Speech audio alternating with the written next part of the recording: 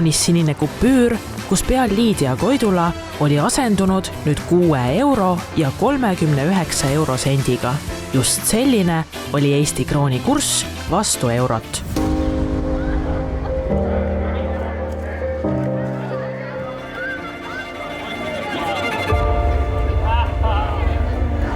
Poolne 2 kroonine ütleks ta kohta. Otsin ennem 10 euro välja. Väga tore, ilus raha. No kuidas oli automaadis esimest korda eurosi võtta?